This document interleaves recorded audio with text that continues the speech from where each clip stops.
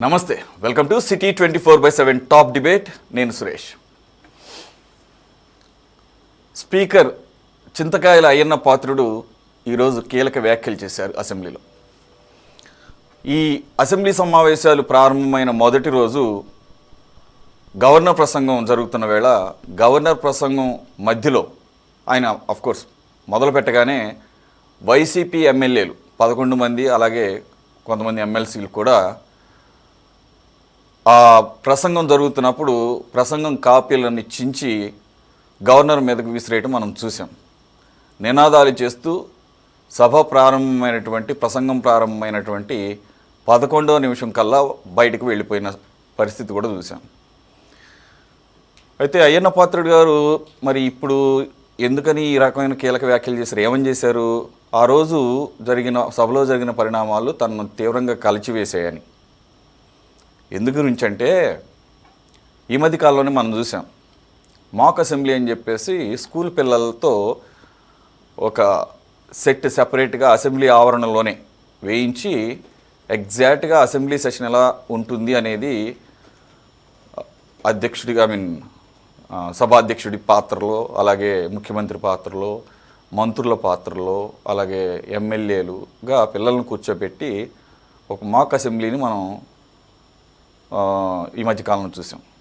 అది అందరూ కూడా ప్రశంసించారు, చాలా అద్భుతంగా చేశారని చెప్పేసి. విద్యాశాఖ మంత్రిగా ఉన్నటువంటి లోకేష్ గారు ఈ ప్రపోజల్ పెట్టారు. అప్పుడే నెక్స్ట్ అసెంబ్లీ సెషన్లో స్పీకర్ గారికి విన్నవిస్తున్నాను, ఈ స్కూల్ పిల్లలు, కాలేజీలు పిల్లలు ఎవరికైతే ఇంట్రెస్ట్ ఉంటుందో వాళ్లకు ఈ రాజకీయాల పట్ల, అలాగే సభా తీరుతెన్నుల పట్ల, అక్కడ వ్యవహరించాల్సిన తీరు పట్ల, సభకు సంబంధించినటువంటి సంప్రదాయాల పట్ల అవగాహన కల్పించడం చాలా వరకు సమంజసం. భవిష్యత్తులో వారు కూడా రాజకీయాల్లోకి రావాలి, క్లీన్ పాలిటిక్స్ చేయాలి. ఇప్పుడున్నటువంటి రాజకీయాలను ప్రక్షాళన దిశగా తీసుకువెళ్ళాలంటే అది కూడా ఒక సరైన మార్గం అని చెప్పేసి ఆయన ఇచ్చినటువంటి సజెషన్ మేరకు ఈ సెషన్ నుంచే రాష్ట్ర వ్యాప్తంగా ఉన్నటువంటి స్కూల్స్, కాలేజెస్ని ఇన్వైట్ చేయడం జరిగింది. ఇది గతంలో ఎప్పుడు జరగలేదు. 200 వరకు సంస్థలు, విద్యాలయాలు ఇంట్రెస్ట్ చూపించాయి.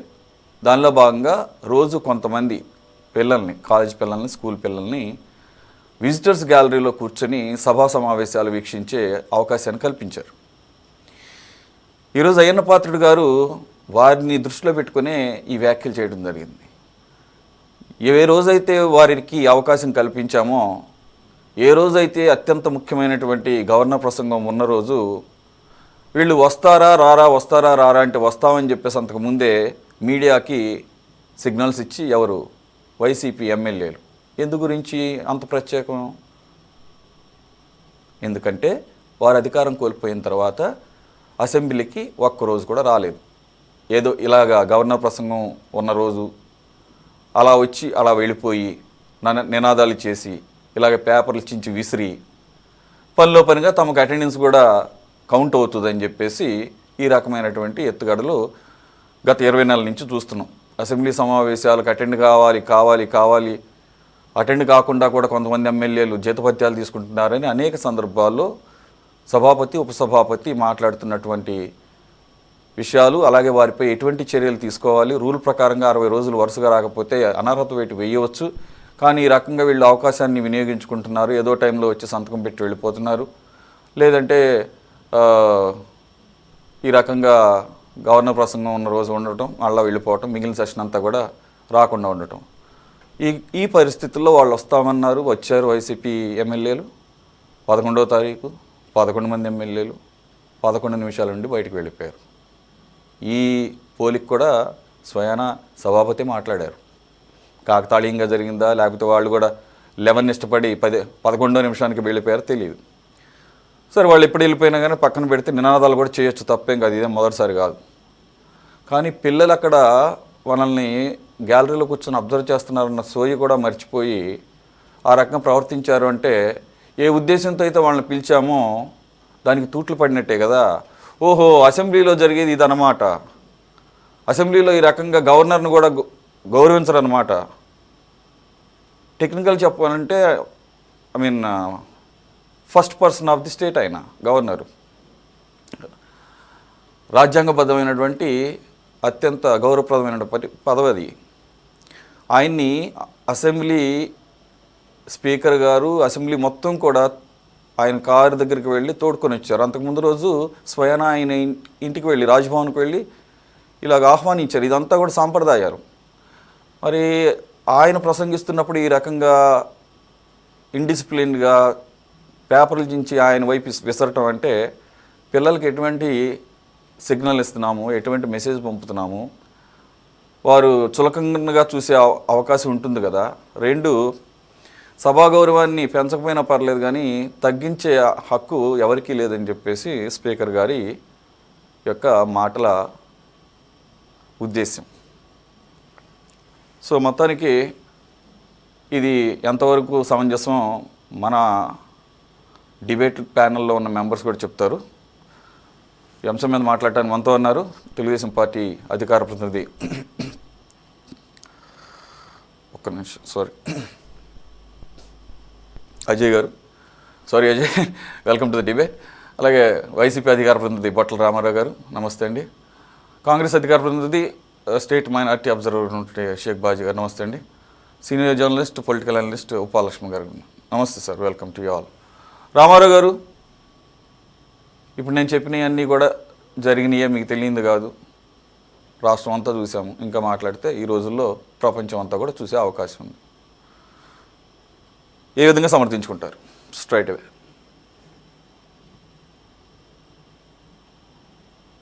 ప్రభుత్వంలో జరుగుతున్నటువంటి కార్యక్రమాలని జనరల్ గా గవర్నర్ ప్రసంగంలో చెప్తా ఉంటారు. అట్లా సూచన సలహా చేయమని ఏదైతే శాసన ఉభయ సభలను ఉద్దేశించి ఆయన చేసేటువంటి ప్రసంగం ఉంటుంది. కానీ ఇక్కడ మనం చూస్తే ఇదే గవర్నర్ గారు లాస్ట్ గవర్నమెంట్ లో చదివినటువంటి ప్రసంగానికి ఇప్పుడు ఈ ప్రభుత్వంలో చదివినటువంటి ప్రసంగాలకి మధ్య వ్యత్యాసం ఉంది. ఆ ప్రభుత్వంలో కూడా ఆయనే గవర్నర్, ఈ ప్రభుత్వంలో కూడా ఆయనే గవర్నర్. గత ప్రభుత్వాన్ని విమర్శించేటువంటి ప్రసంగ పాఠం ఉందంటే అది ఖచ్చితంగా ఇక్కడ ఉన్నటువంటి చంద్రబాబు నాయుడు సర్కారు రాసిచ్చినటువంటి ప్రసంగ పాఠం అనేది అందరికి తెలిసినటువంటి అంశం.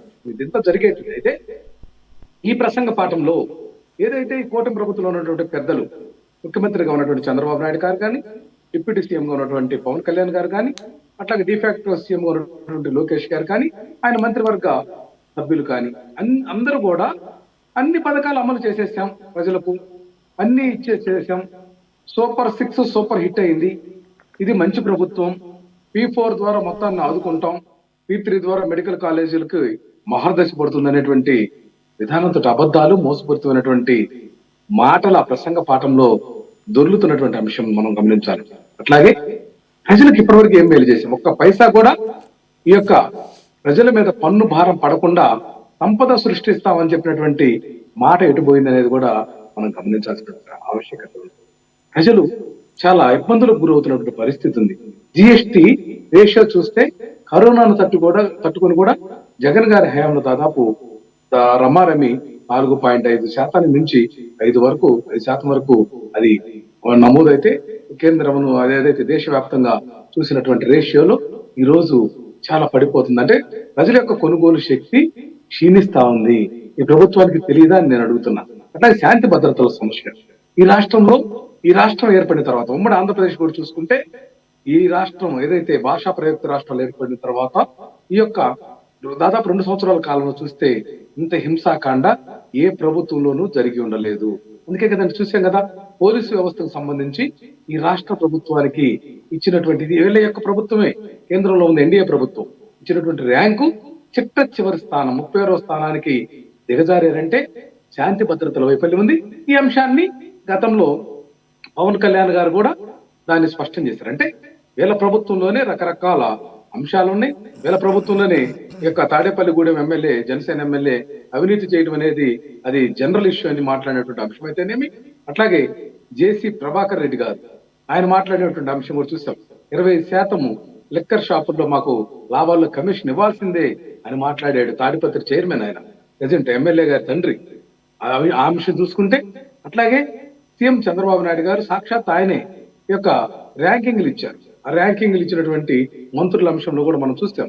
అట్లాగే సీఎం చంద్రబాబు నాయుడు గారే 43 మంది ఎమ్మెల్యేలు అవినీతి అక్రమాల్లో కూరుకుపోయారని వ్యాఖ్యానం చేశారు. అట్లాగే వీళ్ళకి సంబంధించినటువంటి వీళ్ళకి అనుకూలంగా ఉండేటువంటి పత్రికలే ఎపిసోడ్లుగా ఎమ్మెల్యేల యొక్క అరాచకాలు చూస్తా ఉన్నాం, రాస్తా ఉన్నారు. ఇది బెల్ట్ షాపుల ద్వారా, మద్యం షాపులు సిండికేట్ ద్వారా, అట్లాగే బార్ల యొక్క సిండికేట్ ద్వారా కల్తీ మద్యం కూడా మనం గమనించాం.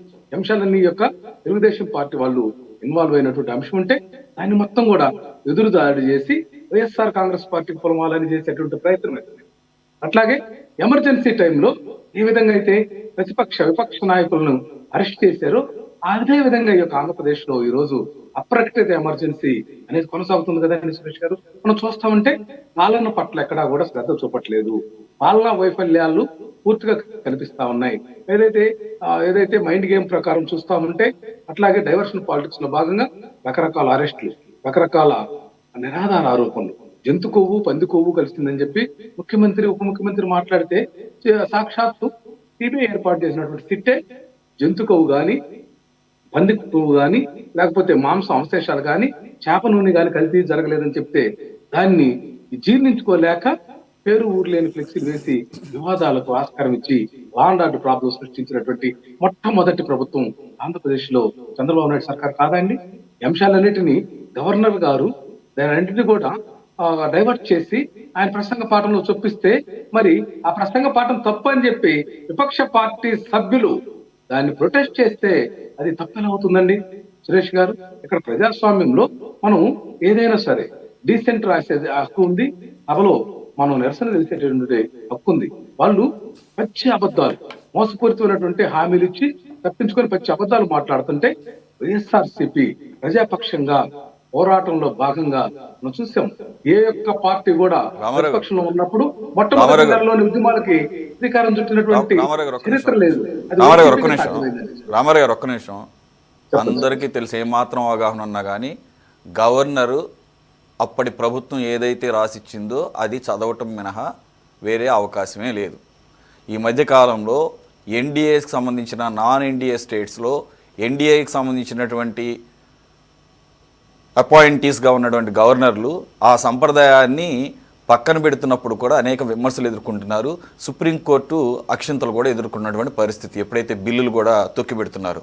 కాబట్టి గవర్నర్ పాత్ర ఏంటో ఇక్కడ మీకు మాకు అందరికీ కూడా తెలుసు.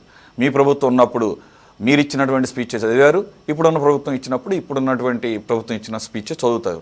అది సంప్రదాయంగా వస్తున్నటువంటి వ్యవహారం. అది గవర్నర్ పాయింట్ ఆఫ్ వ్యూలో.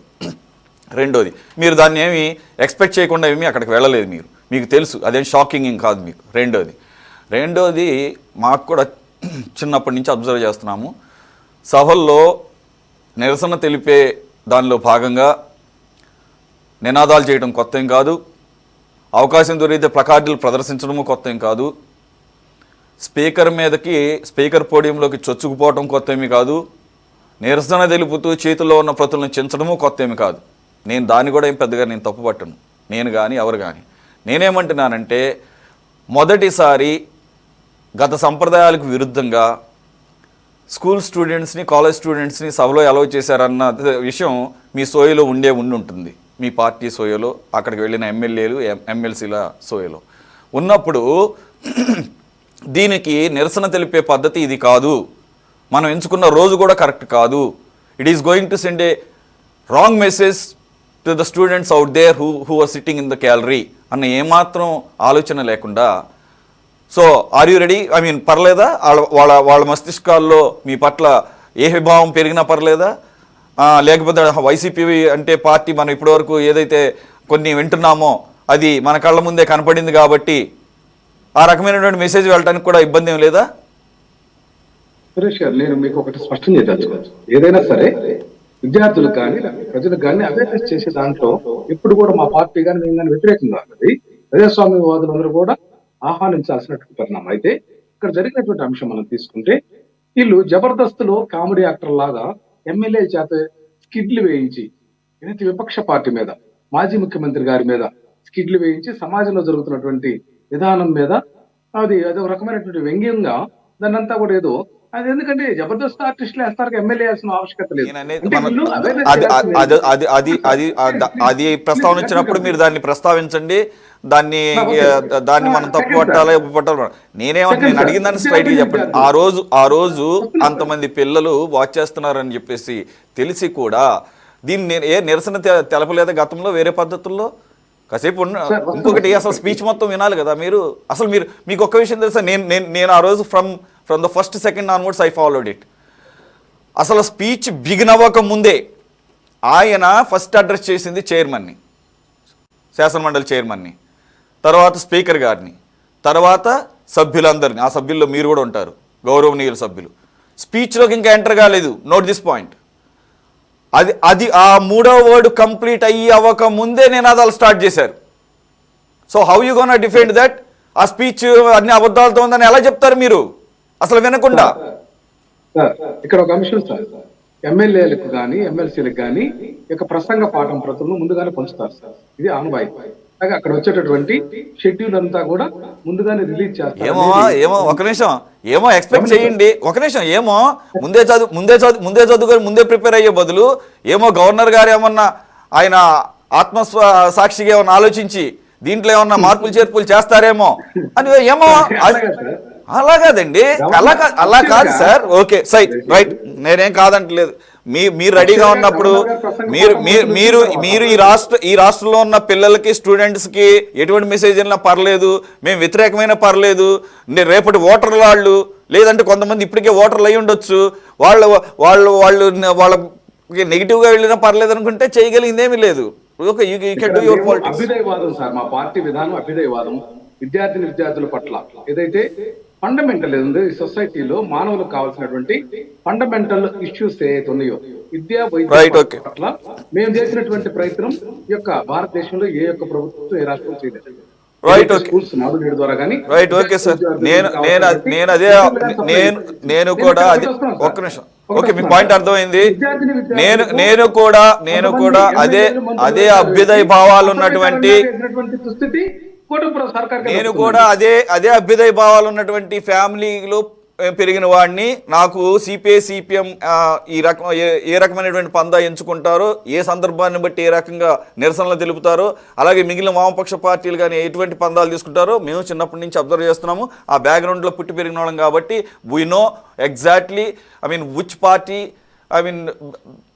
బిహేవ్స్ ఇన్ వాట్ మేనర్ అనేది మాకు ఆ మాత్రం అవగాహన ఉంది. బట్ మీ పద్ధతిలో మీరు చెప్పే అంటున్నారు కాబట్టి దాన్ని ఎవరు డినై చేయలేరు. అదేమి సభ మర్యాదలని ఇదవటమే తప్ప అదేదో చేయకూడని పని ఇంతకుముందు ఏ పార్టీలు చేయలేరు అనేది మాత్రం అయితే ఎవరు అనలేరు.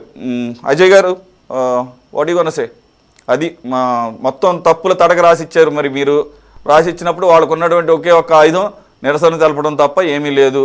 అక్కడ స్టూడెంట్స్ని తీసుకొచ్చినా మీరు ఏం తీసుకొచ్చినా కానీ మా యొక్క పార్టీ తీసుకున్నటువంటి నిర్ణయం ఆ రకంగా మేము పోయామంటున్నారు. ఓడిసే సురేష్ గారు, మీకు ప్యానల్లో ఉన్న సభ్యులకి, సిటీ 24/7 ప్రేక్షకులకి గుడ్ ఈవినింగ్ అండి.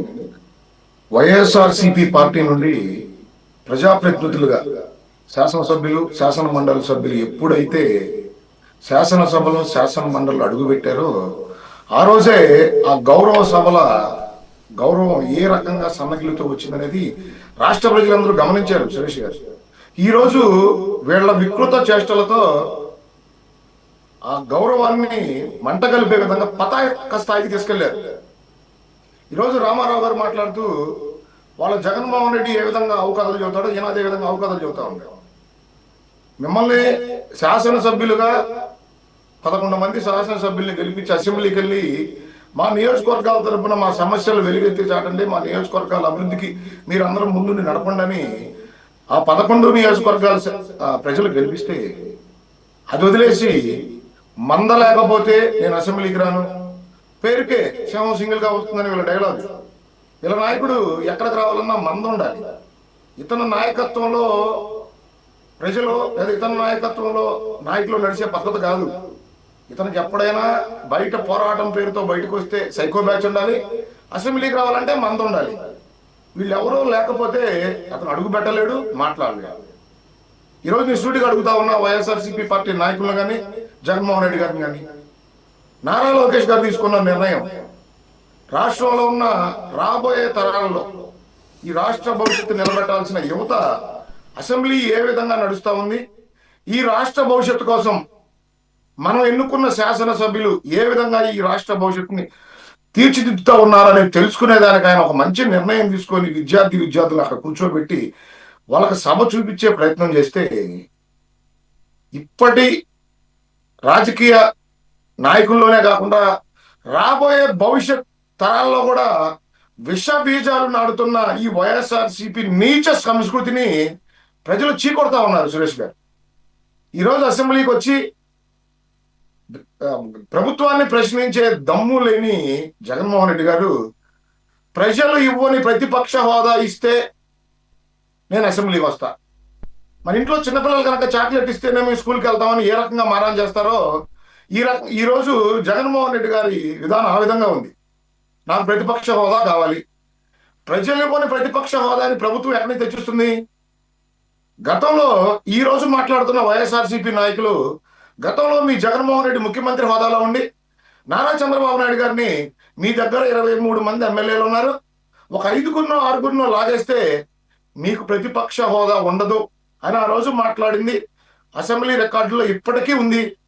అది రామారావు గారికి తెలుసో లేదో నాకు తెలియదు. అంటే ఆ రోజు జగన్మోహన్ రెడ్డి గారికి తెలీదా కనీసం 10% అక్కడ శాసనసభ్యులు ఉంటేనే మనకి ప్రతిపక్ష హోదా ఉంటుందని జగన్మోహన్ రెడ్డి గారికి తెలిసే కదా ఆ రోజు మాట్లాడింది. అంటే ఈ రోజు మీ టర్న్ వచ్చేసరికి ప్రజలు మీ గొంతుని ప్రతిపక్ష పాత్ర పోషించడానికి కూడా ఈ రాష్ట్ర ప్రజలు ఇష్టపడలేదనే విషయాన్ని మీరు మర్చిపోయి మాకు ప్రతిపక్ష హోదా ఉండని అడుక్కుంటున్న చందనం చాలా సిగ్గుచేడు. సురేష్ గారు ఈరోజు రామారావు గారు మాట్లాడుతూ ఉన్నారు, రాష్ట్రంలో ఈ 20 నెలల కాలంలో ఏమీ అభివృద్ధి జరగలేదు, కూటమి ప్రభుత్వం రాసిచ్చిన ప్రసంగాన్నే గౌరవ గవర్నర్ గారు చదువుతారు కాబట్టి అదంతా తప్పులు తడగ కాబట్టి మేము అసెంబ్లీని వాకౌట్ చేశాం. కనీస జ్ఞానం లేదా ఈ రాష్ట్రంలో జరుగుతున్న సంక్షేమం అభివృద్ధి. సురేష్ గారు నేను ఎక్కువ అంశాలు కాకుండా కొన్ని అంశాలు చెబుతాను. తల్లికి వందనం పేరుతో 67.27 లక్షల మందికి 10,000 కోట్లకు పైగా సహాయం అందించడం జరిగింది. స్త్రీ శక్తి పేరుతో ఉచిత ప్రయాణం పేరుతో 5 కోట్ల మందికి పైగా మహిళలు బస్సుల్లో ప్రయాణం చేశారు, దానికి అయిన ఖర్చు 1,500 కోట్లకు పైగా. దీపం 2 పథకం కింద ఏడాదికి 3 సిలిండర్లు ఫిబ్రవరి 8, 2026 వరకు ఈ లెక్కలో 3.64 కోట్ల సిలిండర్లను ఉచితంగా పంపిణీ చేయడం జరిగింది. 2,890 కోట్ల వ్యయంతో అన్నదాత సుఖీభావ పేరుతో 46 లక్షల మంది రైతులకి 6,310 కోట్ల రూపాయల ధనాన్ని జమ చేయడం జరిగింది.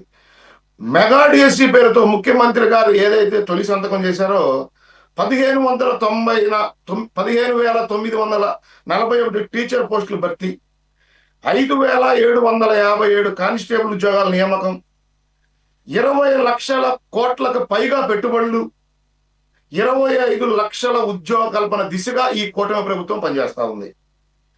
ఎన్టీఆర్ భరోసా కింద ప్రతి నెల 63 లక్షల మందికి పింఛన్లు, ముత్యకార సేవ పేరు కింద ఏడాదికి 20,000 చొప్పున 1.25 లక్షల మందికి 250 కోట్లు. ఈ విధంగా చెప్పుకుంటూ పోతే సంక్షేమ కార్యక్రమాలు కానీ అభివృద్ధి కార్యక్రమాలు కానీ దేశ విదేశాల పారిశ్రామికవేత్తలు ఆంధ్రప్రదేశ్ వైపు చూస్తా ఉన్నారు. 2024 సార్వత్రిక ఎన్నికల్లో యువగళం పాదయాత్రలో నారా లోకేష్ గారు ఈ రాష్ట్రంలో యువకుల్ని వైఎస్ఆర్సీపీ ప్రభుత్వం గంజాయికి నకిలీ మద్యానికి బానిసలుగా తయారు చేస్తే వాళ్ళ జీవితాలను మెరుగుపరిచే విధంగా 20 లక్షలకి పైగా ఉద్యోగ కల్పన చేస్తామని ఏదైతే ఆ రోజు మాట ఇవ్వడం జరిగిందో ఆ మాట నిలబెట్టుకునే దిశగా నారా చంద్రబాబు నాయుడు గారు, నారా లోకేష్ గారు దేశ విదేశాలు తిరుగుతూ పారిశ్రామికవేత్తలకి స్పీడ్ ఆఫ్ డూయింగ్ బిజినెస్ లో ఏపీ నెంబర్ 1 గా ఉంది. ఇక్కడ గతంలో లేని మాదిరిగా ఎస్క్రో ఖాతాలు ఓపెన్ చేసి ఏ విధంగా ఇక్కడికి పెట్టుబడులు పెట్టేదానికి వస్తున్న పెట్టుబడిదారులకి ఎంత ఫాస్ట్ గా వీళ్ళు ఇక్కడ కంపెనీలు పెట్టేదానికి గవర్నమెంట్ ముందుకు వచ్చి వాళ్ళకి సదుపాయాలు కల్పిస్తా ఉంది. గూగుల్ అయితే కావచ్చు, కాంగ్నిజెంట్ అయితే కావచ్చు, టీసీఎస్ అయితే కావచ్చు, రెన్యూవల్ పవర్ ఎనర్జీ అయితే కావచ్చు, ఈ విధంగా చెప్పుకుంటూ పోతే లక్షల కోట్లలో పెట్టుబడులు.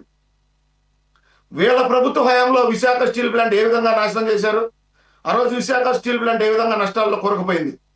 ఈ రోజు కేంద్రాన్ని ఒప్పించే కేంద్రం నుండి దరిదాపుగా 12,000 కోట్ల రూపాయలు నిధులు తీసుకొచ్చి ఈ రోజు విశాఖ స్టీల్ ప్లాంట్ 94% దాన్ని ఈ ఉత్పత్తి చేస్తూ ఈరోజు విశాఖ స్టీల్ ప్లాంట్ లాభాల్లోకి వచ్చే విధంగా ఈ రోజు ప్రభుత్వం తెలుగుదేశం పార్టీగా లేదండి. ప్రైవేటైజేషన్ చేస్తుంటే ఈ డబల్ గేమ్ వద్దు. అజయ్ గారు, విశాఖ స్టీల్ ప్లాంట్ గురించి మాట్లాడే అర్హత తెలుగుదేశం పార్టీకి లేదు. దశల వారీగా ప్రైవేటైజేషన్ చేస్తుంటే అబద్ధాలు డిబేట్ సబ్జెక్ట్ అవసరం. ఇప్పుడు విశాఖ స్టీల్ ప్లాంట్ ని అంటే మేము దాన్ని సమర్థించాలని నువ్వు మాట్లాడుతా ఉంటే ఇట్ ఈస్ రాంగ్ యాటిట్యూడ్. చెప్పిన అరవసోది పనికి మాల సోది అంతా నేను విన్నాను. ఒక్క నిమిషం రామారావు గారు, ఒక్క నిమిషం ఆగండి. రామారావు గారు, విశాఖ స్టీల్ ప్లాంట్ గురించి ఎవరి ప్రభుత్వ హయాంలో ఏమేమి జరిగినాయో నేను చెప్పమంటే చెబుతాను ఒక గంట సేపు. వినే ఓపిక ధైర్యం మీకున్నాయి. ఆ ధైర్యం కూడా కావాలి వినాలంటే. కాబట్టి ఒక్క నిమిషం ఆగండి. అజయ్ గారు ప్లీజ్ కంటిన్యూ. అమరావతిలో వీళ్ళు రాజధానిని శ్మశానంగా మార్చి ఆ రోజు ఈ రాష్ట్ర భవిష్యత్తు కోసం వేల ఎకరాలు వాళ్ళ భూముల్ని ఏదైతే ప్రభుత్వానికి అప్పచెప్పిన రైతుల్ని వీళ్ళు ఏ విధంగా ఇబ్బందులు గురి చేశారో దేశ విదేశాల్లో ఉన్న తెలుగు ప్రజలందరూ చూశారు. ఈ రోజు అమరావతి పనులు ఏ విధంగా స్పీడ్ గా జరుగుతూ ఉన్నాయి. అదే విధంగా ఇవి ఎప్పుడు రైట్ మీరు మళ్ళీ గవర్నర్ ప్రసంగాన్ని ఇక్కడ చదవడం వల్ల ఏం ఉపయోగం లేదు. అవన్నీ కూడా ఇప్పుడు మనం మాట్లాడుకున్నాయే. ఏదైతే స్పీకర్ అయ్యన్న పాత్రుడు గారు తనను కలిసివేసినటువంటి సన్నివేశాలు అసెంబ్లీలో అని అన్నారే, పిల్లల సమక్షంలో, ఈ రాష్ట్ర విద్యార్థుల సమక్షంలో జరిగినటువంటి ఈ అసెంబ్లీకి జరిగినటువంటి ఒక రకమైనటువంటి అవమానం కింద చెప్పాలేమో. అయితే దానికి చర్యలేంటి? ఎప్పటిలాగానే ఇలా వ్యాఖ్యలు చేయడం వల్ల ఉపయోగం ఏంటి? ఆల్రెడీ 20 నెలలుగా ఎప్పుడు అసెంబ్లీ సెషన్స్ జరిగినా వైసీపీ వాళ్ళు అటెండ్ కావటం లేదు. ఇదే స్పీకర్గా అనేక సందర్భాల్లో చెప్పారు. దీనికి రూల్స్ ఉన్నాయి. 60 కాన్సిక్యూటివ్ డేస్ కనుక అటెండ్ కాకపోతే అనర్హత వేటు వేయొచ్చు. కానీ దాన్ని తప్పించుకోవడానికి రకరకాల మార్గాల్లో వాళ్ళు వస్తున్నారు. ఒకసారి కనుక అటెండ్ అయ్యారంటే మళ్ళీ 60 రోజుల స్ట్రీక్ మళ్ళీ జీరోకి వస్తుంది. మళ్ళీ మొదటి నుంచి మళ్ళీ 60 రోజులు. ఇదంతా అయ్యే పని కాదు. దాని గురించి ఆయనే స్వయాన అలాగే జీతభత్యాలు కూడా తీసుకుంటున్నారు. ఇలా కట్టడి చేసేటట్టు, అవసరమైతే రీకాల్ చేసేటట్టు, అంటే మళ్ళీ ఎవరినైతే ఎన్నుకున్నారో అతన్ని అనర్హుడిని చేస్తూ వెనక్కి పిలుస్తూ నెక్స్ట్ ఎవరైతే ఎన్నికల్లో పోటీ చేశారో వాళ్ళని ఎమ్మెల్యేగా గుర్తిస్తూ అనేదాన్ని రీకాల్ అంటారు. మరి దాన్ని అయినా తీసుకురావాలని చెప్పేసి ఆయన ఎంతకు కూడా సజెషన్స్ చేస్తున్నారు. వీరి మీద అనర్హత వేటు వేస్తే బై ఎలక్షన్స్ వస్తాయి. బై ఎలక్షన్స్ వస్తే మళ్ళీ వాళ్ళు పోటీ చేస్తారు. మళ్ళీ కనుక వాళ్ళు గెలిచినా వాళ్ళు వెళ్ళరు. దీనికి ఏంటి మార్గం? ఒక మాట చెప్పండి. సురేష్ గారు, దీనికి మార్గం జగన్మోహన్ రెడ్డి చెప్పండి. రాష్ట్రంలో నాకు 40% ఓటింగ్ ఉంది. నా పార్టీ అతి పెద్ద పార్టీ ఆంధ్రప్రదేశ్లో. నేను మాజీ ముఖ్యమంత్రిని.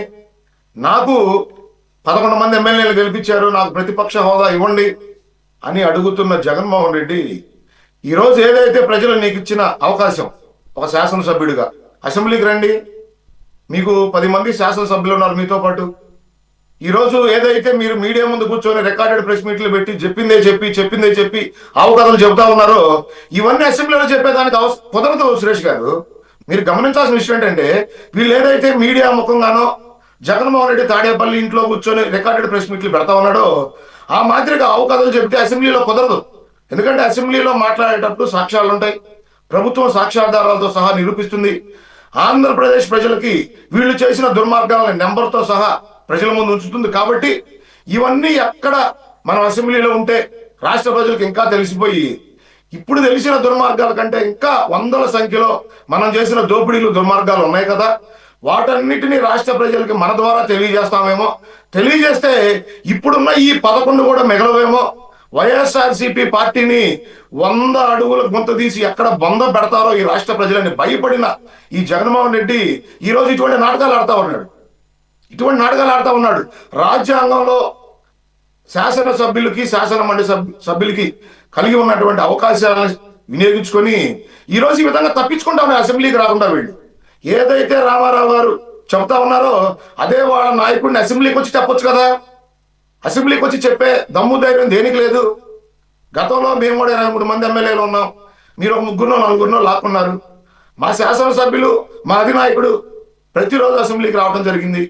మీరు అందరినీ సస్పెండ్ చేసి చంద్రబాబు నాయుడు గారిని ఒక్కడిని అసెంబ్లీలో ఉంచి మీ సైకిక్ ఆనందం పొందుతూ మీ 151 మంది ఎమ్మెల్యేలతో ఎన్ని బండబూతులు తిట్టించినా మీ 151 మందిని ఎదుర్కొని ఆ రోజు ఆయన సమాధానం చెప్పడం జరిగింది.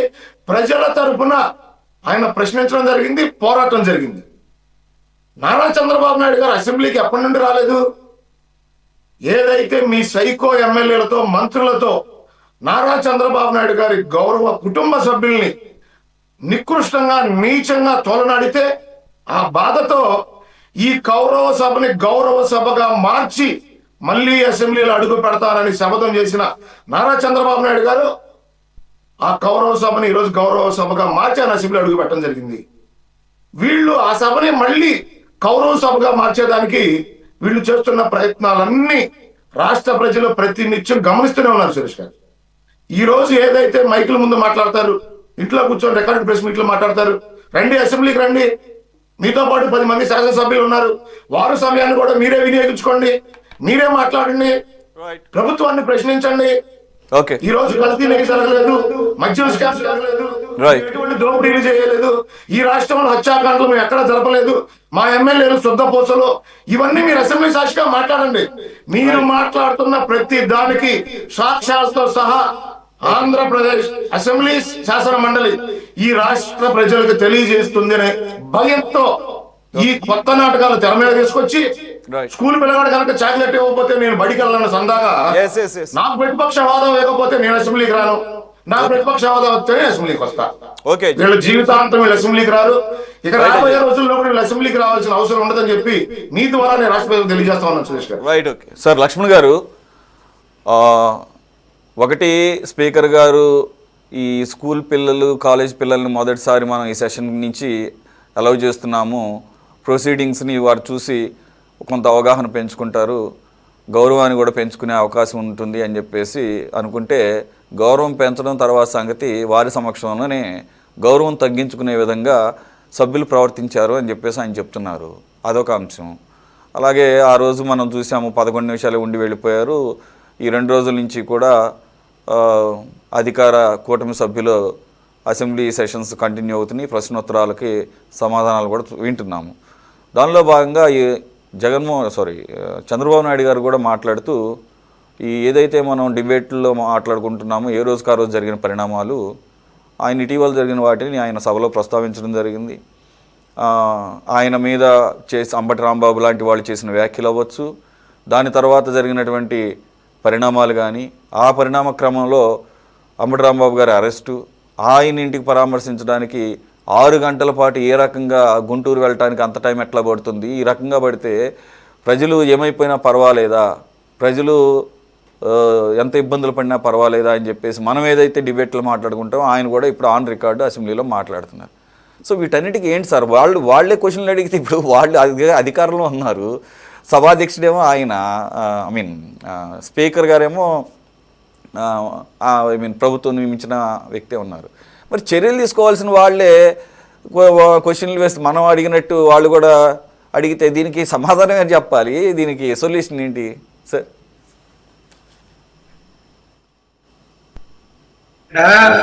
ఎన్ని చెప్పినా కూడా గవర్నర్ అంతరాయం కల్పించడం, పేపర్లు చిచ్చి వేయటం అనేది ఎవరు అంగీకరించే అంశం కాదు. ఇక్కడ మంత్రులు మాట్లాడుతున్నారు, ముఖ్యమంత్రి మాట్లాడుతున్నారంటే నిరసన వ్యక్తం చేస్తారు, కాగితాలు చెప్పేస్తారు, వెలుగులేకపోతారు, ఇవన్నీ జరుగుతుంది. స్పీకర్ మీద కూడా పేపర్లు టింపు వేస్తారు. అంటే గవర్నర్ అనేటువంటి ఒక పదవి హోదాకు గౌరవం ఇవ్వరు సభ్యులు, అంత అగౌరవపరచాల్సిన అవసరం ఏంటి? గవర్నర్ ప్రసంగం అయిపోయిన తర్వాత మీరు ఏదన్నా చేయండి, లేదంటే గవర్నర్ ప్రసంగం మొదలు పెడతాను మీరు బాయ్కాట్ చేసి వెళ్ళిపోండి.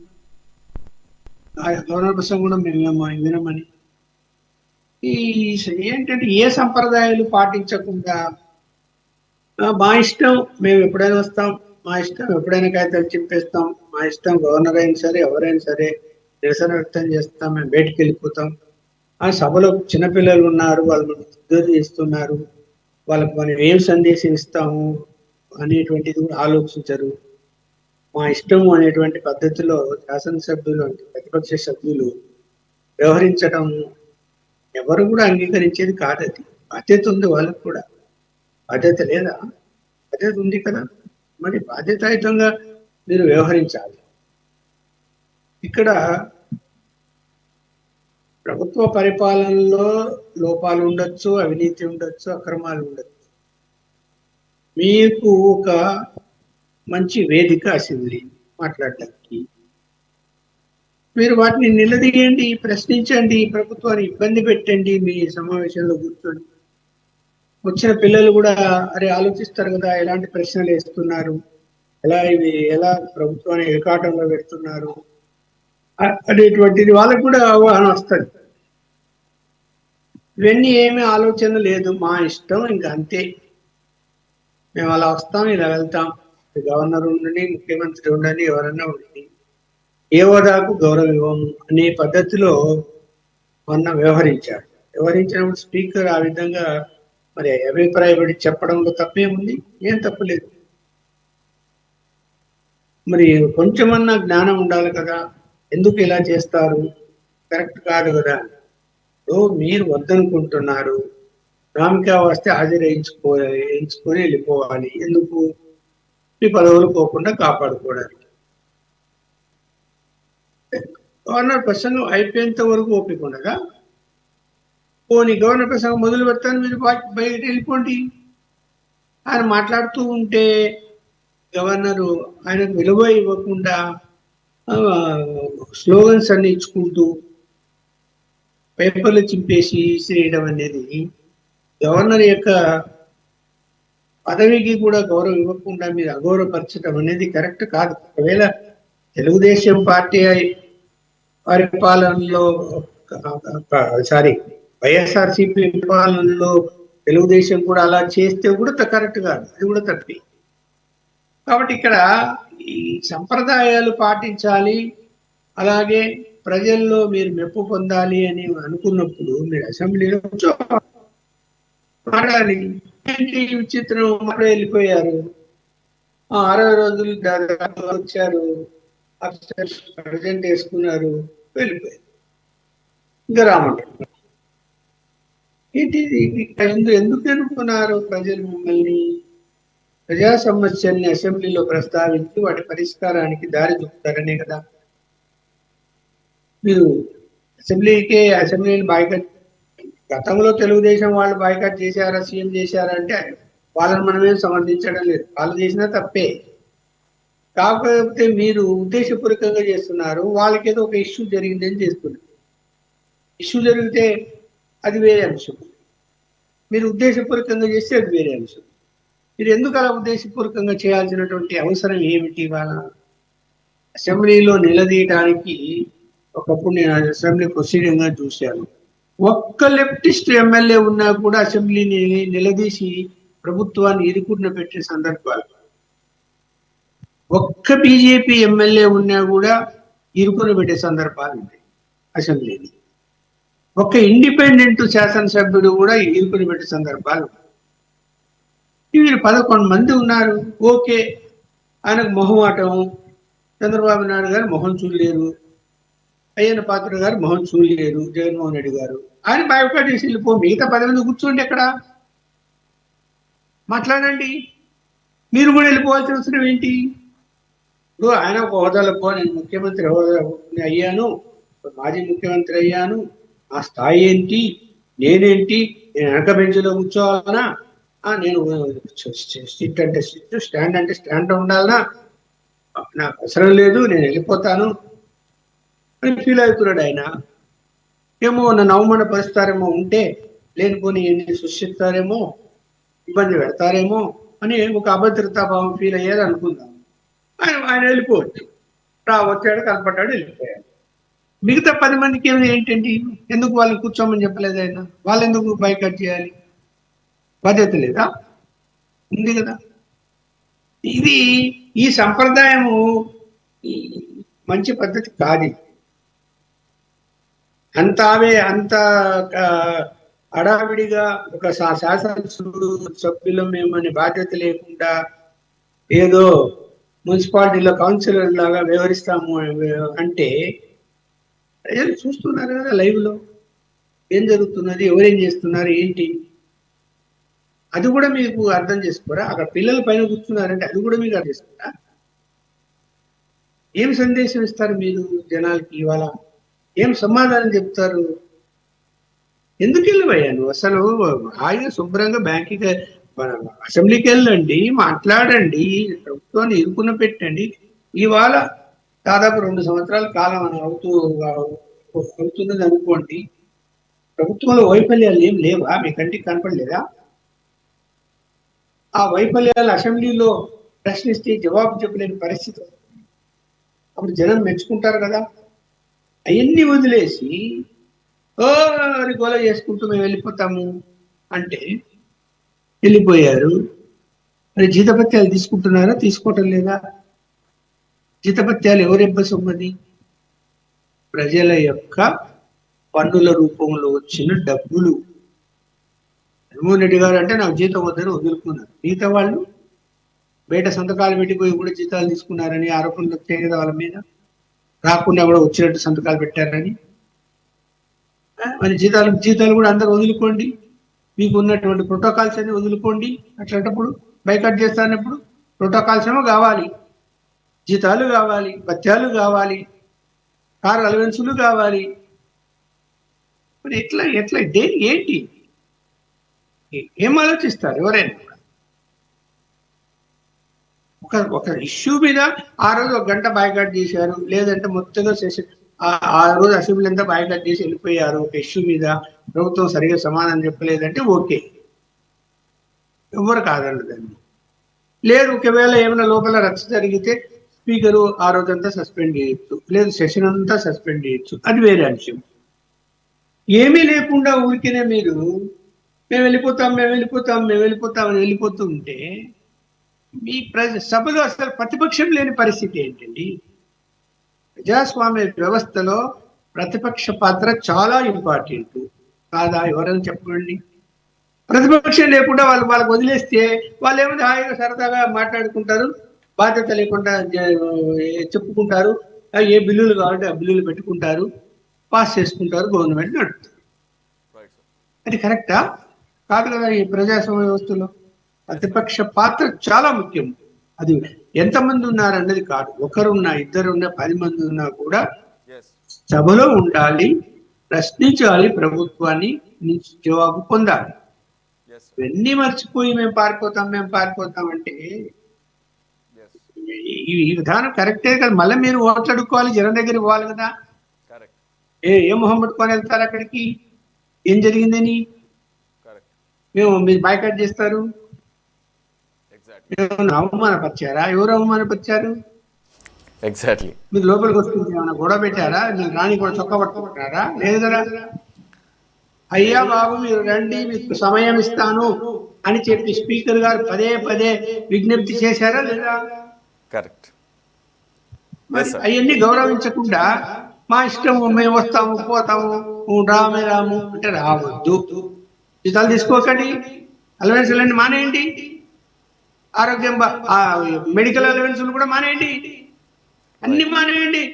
మాకు మేమేమీ తీసుకోవడం లేదా, పరిశుద్ధులం మేము, అసెంబ్లీ కూడా పోమని చెప్తే ఒప్పుకుంటాం. Right, exact. మళ్ళీ అన్ని కావాలి. ఎస్ బాజీ గారు, డిబేట్లు చేసుకుంటమే సరిపోతుంది, అటు స్పీకర్ గారు మాట్లాడటమే సరిపోతుంది, ముఖ్యమంత్రి గారు గగ్గోలు పెట్టడమే సరిపోతుంది. ఇదే సరిపోతుంది కానీ సొల్యూషన్ మాత్రం కనపట్ల. ఆఖరికి స్కూల్ పిల్లల సమక్షంలో కూడా శాసనసభ పరువు మర్యాదలు తీసేసినట్టుగా కనపడింది. సరే, యాక్చువల్గా మంచి ఆలోచనే. ఎలాగో ఇటువంటి వ్యవహారాలు జరుగుతాయని చెప్పేసి గత అనుభవాలు ఉన్నాయి. వైసీపీ యొక్క స్టాండ్ ఏ రకంగా ఉండబోతుంది అనేది కొంత తెలుసు. మేబీ నాకు అనిపిస్తోంది, అనుకున్న దాన్ని కొద్దిగా పోస్ట్పోన్ చేసి ఒక 2-3 రోజుల తర్వాత నుంచి స్కూల్ పిల్లల్ని అలౌ చేసి ఉంటే బాగుండేదేమో అని. వాళ్ళ బ్యాడ్ ఎక్స్పీరియన్సెస్, ఇన్సిడెంట్స్ అవి చూసే భాగ్యం లేకుండా పోయేది. అదే ఇప్పుడు ఆయన ఆవేదన పడి నా మనసు కలిచివేసిందని ఆయన కూడా కలిచివేసే అవకాశం లేకుండా ఉండేది కదా సార్. రమేష్ గారు, ముందుగా మీకు ప్యానల్ ఉన్న మిత్రులకి మన ఛానల్ వీక్షకులందరికీ కూడా శుభ సాయంకాలం అండి. అందరికీ నమస్కారం. ఇప్పుడు పాపం అయ్యన్న పాత్రుడు గారు ఆలోచన విధానం ఏంటంటే, పిల్లలు మొన్న మ్యాక్ అసెంబ్లీలో చక్కగా పెర్ఫార్మెన్స్ ఇచ్చారు, రియల్ అసెంబ్లీలో కూడా వాళ్ళని తీసుకొచ్చి కూర్చోబెడితే కొంత నేర్చుకుంటారు, వాళ్ళల్లో ఇంట్రెస్ట్ ఉన్న వాళ్ళు, ఆ జీలు ఉన్న వాళ్ళు కొంతమంది మంచి రాజకీయ నాయకులుగా భవిష్యత్తులో తయారవుతారు అని ఆశపడ్డారు. అందులో మొదటి రోజు ఎందుకు నేను అనుకోవటం, ఎందుకు పిల్లల్ని తీసుకొచ్చారు, కారణం ఏంటంటే అసలు అసెంబ్లీ ప్రొసీడింగ్స్ ఒక సమావేశం ప్రారంభంలో ఎలా జరుగుతుంది, ముందుగా సంప్రదాయాలు ఏంటి, గవర్నర్ వచ్చి మాట్లాడటం, ప్రసంగించటం, ప్రభుత్వం యొక్క ఉద్దేశాలు, ప్రభుత్వం అనుసరించే పాలసీస్ ని గురించి వివరించటం, దాని తర్వాత గవర్నర్ స్పీచ్ కి ధన్యవాదాలు జరిపే కార్యక్రమం, ఆ తర్వాత నెక్స్ట్ ఎజెండా ప్రకారంగా వెళ్తుంది. ఈ రకంగా ఒక ప్రొసీజర్ ని నేర్చుకుంటారేమో, పిల్లల్లో అవగాహన వస్తుందనే ఉద్దేశంతో అయ్యన్న పాత్రుడు గారు అతిగా ఆశించారు. వైసీపీ వాళ్ళు ఈసారైనా కానీ, వైసీపీ ఆ 11 మంది వస్తున్నారు కదా, వస్తున్నారన్నట్టుగా ముందు నుంచే సమాచారం వస్తున్నాం, మీడియాలో వస్తున్నారు కాబట్టి కాస్త సభ నిండుగా ఉంటుంది, పిల్లలు కూడా కొంచెం ఆనందిస్తారు, నేర్చుకుంటారు అనుకున్నారు. పిల్లలే కాదు, నాతో సహా చాలా మంది కూడా ఎంత ఉత్సాహంగా అసెంబ్లీకి సమావేశాలు చూద్దామని టీవీల ముందు కూర్చున్నాం. ఎందుకంటే రాక వస్తున్నారు వైసీపీ వాళ్ళు, ప్రజా సమస్యల గురించి ఏమైనా మాట్లాడతారేమో, చాలా ఇబ్బందులు ఉన్నాయి కదా అవన్నీ కూడా ప్రస్తావిస్తారేమో, మంచి డిబేట్స్ అవుతాయి అసెంబ్లీలో అని ఆశించాం. 11 మందే ఉన్నారు, 11 నిమిషాలే ఉన్నారు. ఆ 11 నిమిషాలు కూడా నాన్న రచ్చ చేసి బయటకు వెళ్ళిపోయి వాకౌట్ చేశారు.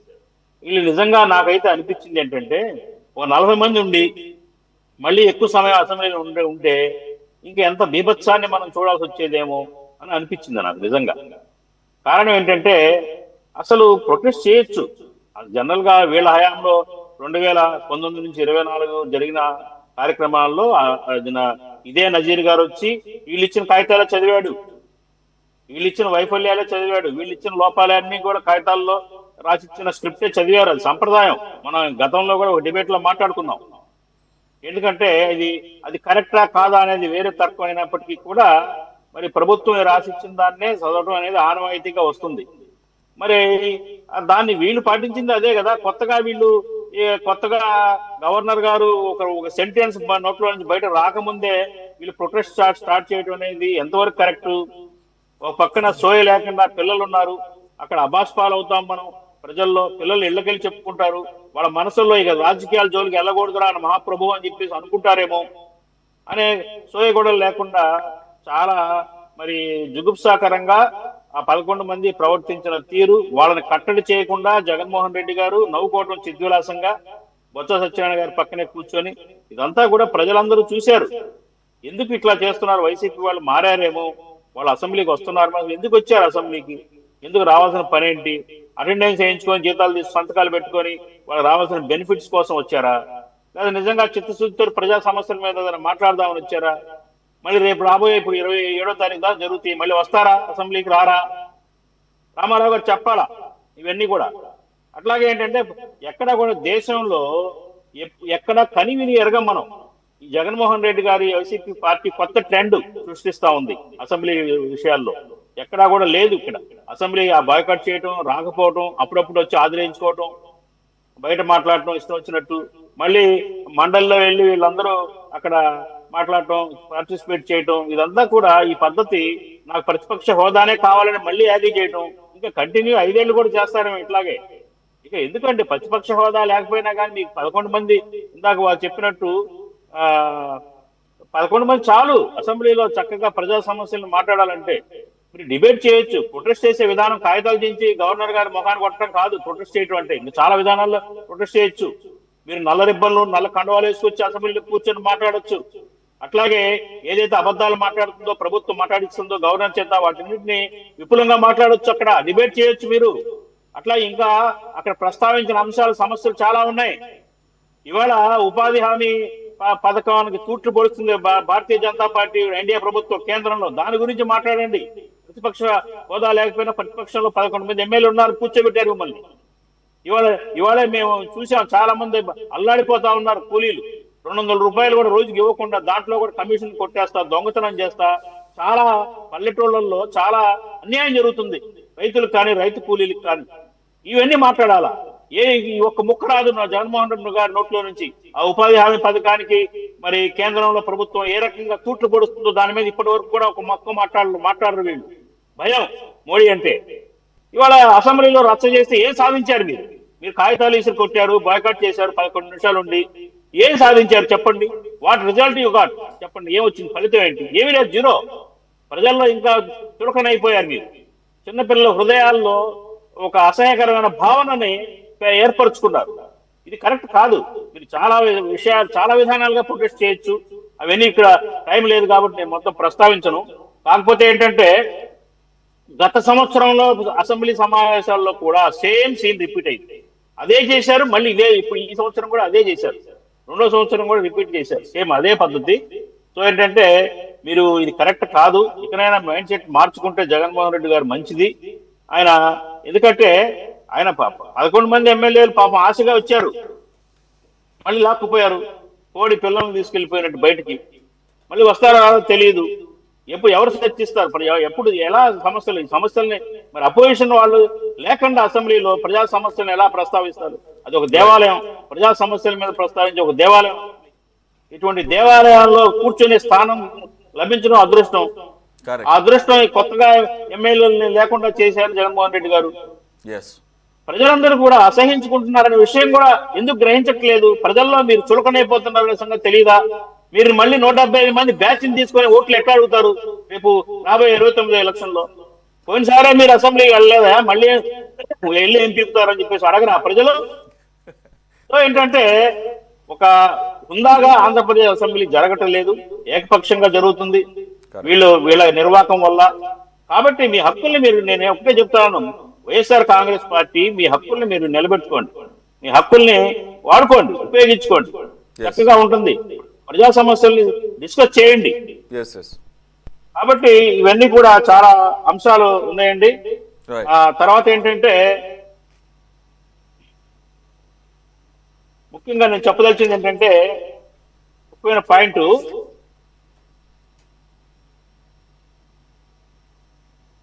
ఈ బడ్జెట్ సమావేశాలు, ఈ బడ్జెట్ విషయం ముఖ్యమైన సమావేశం అండి. ఈ బడ్జెట్ లో రాష్ట్రం ఆర్థిక పరిస్థితి అంతంత మాత్రంగా ఉన్న నేపథ్యంలో బడ్జెట్ సమావేశం చాలా కీలకమైంది. అసెంబ్లీలో బడ్జెట్ అంశాల మీద ఎవరు మాట్లాడతారు? మాట్లాడే వాళ్ళు ఎవరు? బయట మాట్లాడితే ఏం ప్రయోజనం ఉంటుంది? అసెంబ్లీ రికార్డ్స్ లోకి వెళ్ళాలి కదా, ఎవరు మాట్లాడతారు?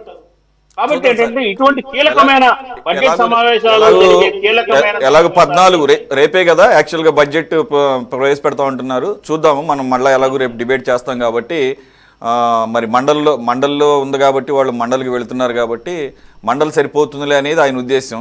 నిజం చెప్పాలంటే జగన్మోహన్ రెడ్డి గారు వెళ్లాల్సినటువంటి శాసనసభకి ఆయన వెళ్ళట్లా, మండలిలో ఎలాగో బొత్స సత్యనారాయణ గారికి వదిలేశారు.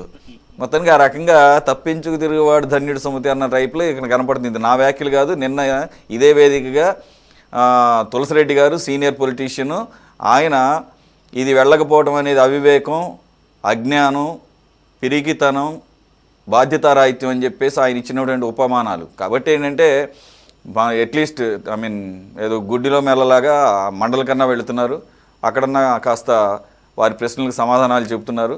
ఈరోజు చివరిగా సార్ నా కామెంట్ ఒకటే, భవిష్యత్తులో వీళ్ళు ప్రజలకి సమాధానం చెప్పుకునే రోజు, సమాధానం చెప్పుకోలేని రోజు ఖచ్చితంగా వస్తుంది. ఈ అంశాల మీద ఇవాళ ఎలా ప్రవర్తిస్తున్నారో అసెంబ్లీ అంశంలో ఖచ్చితంగా ప్రజలు నిలదీస్తారు వీళ్ళని. వీళ్ళు సమాధానం చెప్పుకోలేని పరిస్థితి వస్తుంది, అది గ్రహించాలని చెప్పేసి నేను హెచ్చరిస్తా ఉన్నాను. అయితే సార్ నిన్న డీటెయిల్డ్గా మాట్లాడినప్పుడు రామారావు గారికి కూడా ఒక సలహా, అంటే నాకు అప్పటికప్పుడు వచ్చిన ఆలోచన, మరి బాగుంటే సరేలేదండి, మీరు ఎలాగూ వెళ్ళటం లేదు, మళ్ళీ అదే తులసిరెడ్డి గారిని చెప్పొచ్చు నాకు తెలియదు, ఎందుకంటే అది ఎలాగో ఓపెన్ డిబేటే కాబట్టి అందరూ చూశారు. మీరు ఇమీడియట్గా రిజైన్ చేయటమే ఉత్తమం. మీరు ఎలాగో వెళ్ళే ఉద్దేశం కూడా నెక్స్ట్ కమింగ్ ఇయర్స్లో లేదు కాబట్టి ఆ మొత్తం 11 కాన్స్టిట్యుయెన్సీస్ కూడా అన్రిప్రజెంటెడ్గా ఉన్నాయి ప్రస్తుతం. అది ప్రజాస్వామ్యంలో కరెక్ట్ కాదు. మీకు వెళ్ళే ఉద్దేశం లేదు కాబట్టి రిజైన్ చేసి మళ్ళీ బై ఎలక్షన్స్లో మీరు పాల్గొంటే ఉపయోగం లేదు కాబట్టి మీరు పాల్గొనకుండా రామారావు గారు వైసీపీగా మీరు ఆలోచించండి, మీకు కూడా ఉపయోగపడుతుంది నాకు అనిపించింది. Sincerely I'm telling you, don't participate in by poles but support the persons. Congress నుంచి కానీ లెఫ్ట్ పార్టీస్ నుంచి కానీ మరే పార్టీ నుంచి కానీ ఎవరన్నా కంటెస్ట్ చేస్తే వాళ్ళకి సపోర్ట్ చేయండి, ఓకేనా?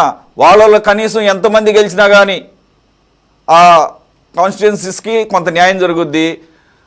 మీకు ఎలా ఉపయోగం చెప్తున్నాను, ఇది కూటమి ప్రభుత్వానికి ఒక మినీ మ్యాండేట్గా వాళ్ళు తీసుకుంటారు. వ్యతిరేకత ఏమన్నుంటే కనుక వాళ్ళు సరిదిద్దుకుంటారు. లేదంటే కనుక మీరు ఈ రకంగా స్పోర్టివ్గా మీరు వేరే వాళ్ళకి మద్దతు ఇచ్చి వెళితే కనుక మీకు కూడా ఒక రోడ్ మ్యాప్ ఏర్పడుతుంది. నెక్స్ట్ 3 years పాటు మీకు ఉత్సాహం కలగవచ్చు. 11లో మరి కనీసంగా సగం మంది గెలిచినా కానీ రైట్ వ్యతిరేకత ఉందని చెప్పేసి అర్థమైపోతుంది. మీరు మళ్ళీ పార్టిసిపేట్ చేసి మొత్తం మీరు లూజ్ అవటం కన్నా, అంటే లూజ్ అవుతారని నేనేం అంటలేదు, మీరు ఎలాగ వెళ్ళిన ఉపయోగం ఉండదు కాబట్టి వెళ్ళరు కాబట్టి ఈ 3 సంవత్సరాలు మీరు ఇంకా ఉత్సాహంగా పనిచేయడానికి అవకాశం ఉంటుంది. సో ఒకసారి ఆలోచన చేయండి. ఇది నాకు అనిపించింది, నేను చెప్పాను, ఇప్పుడు మళ్ళీ మీకు చెప్తున్నాను, నేను మీరు లేరు కాబట్టి. సార్ రామారావు గారు ఆడియో అడుగుతున్నాం. ఒకటి చిన్న సబ్మిషన్. ఇక్కడ అంశం ఏంటంటే వైఎస్ఆర్ కాంగ్రెస్ పార్టీ ఈ పీరియడ్ లో మా నాయకుడు జగన్మోహన్ రెడ్డి గారు 24 జూలై 2024 స్పీకర్ గారికి రాసినటువంటి లేఖకు 1.5 సంవత్సరాలుగా వీళ్ళు సమాధానం చెప్పినటువంటి పరిస్థితి ఉంది. ప్రజాస్వామ్యం ఇది కరెక్ట్ కాదు కదండి. ప్రధాన ప్రతిపక్ష హోదానే కదా, ప్రధాన ప్రతిపక్ష హోదానే గురించి ప్రధాన ప్రతిపక్ష హోదా లెటర్ ఒక్క నిమిషం స్పీకర్ ఒక విన్నపం చేయండి. లేఖ కాదు, ఏ లేఖ గురించి సార్, ఏ లేఖ గురించి? ప్రధాన ప్రతిపక్ష హోదానే కదా. నో ఆల్రెడీ చెప్పారండి, ఆల్రెడీ చెప్పేశారండి ఆయన, ఆల్రెడీ చెప్పేశారండి. మీరు విననట్టుగా నటిస్తే చేయగలిగింది ఏం లేదు. ఈ రాష్ట్రం అంతా చూసింది. ఇచ్చే అవకాశమే లేదని చెప్పేశారండి బాబు. చెప్పారు కదా, మీరు ఎందుకు మళ్ళీ తప్పించుకుంటారు? రెండు ఒక్క నిమిషం ఆగండి. నాకు యాక్చువల్ డిబేట్ టైం అయిపోయింది ఈ టాపిక్ కి, కాకపోతే నేను ఒకసారి సజెషన్ చెప్పి ఒక్క నిమిషం ఆగండి. అసలు మీరు ఎందుకు లెటర్ రాశారు? లెటర్ రాసే అర్హత ఎక్కడుంది మీకు? ఇప్పుడే కదా చెప్పారు అజయ్ గారు ఇప్పుడే కదా అన్ని గుర్తు చేశారు. అజయ్ గారు గుర్తు చేశారా లేదా? గత అసెంబ్లీ సెషన్ లో ముఖ్యమంత్రిగా ఉన్న జగన్మోహన్ రెడ్డి గారు చంద్రబాబు నాయుడు గారి వైపు చూసి ఒక్క నిమిషం వినండి సార్. 23 మందిలో 5గురిని లాగేస్తే చంద్రబాబు నాయుడు నీకు ప్రధాన ప్రతిపక్ష హోదా కూడా పోతుంది అని ఇదే జగన్మోహన్ రెడ్డి గారు ఎందుకన్నారు అంటే 18 రావాలని ఆయన తెలుసు కదా. రూల్ కూడా ఏం చెప్తుంది? 10%. ఏ విషయం లేఖలో చెప్పమనండి. అదే దీన్ని అంటారు, దీన్ని తప్పించుకునే కార్యక్రమాలు అంటారు. ఇవే lame, these are called lame excuses. Okay, అంత టైం లేదు.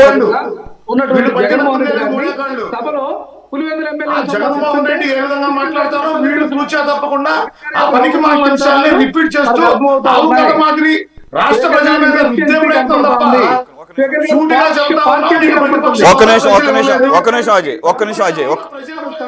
అజయ్ గారు ఒక్క నిమిషం ఆగండి. రామారావు గారు మీకు ఎన్ని వచ్చినాయి సార్?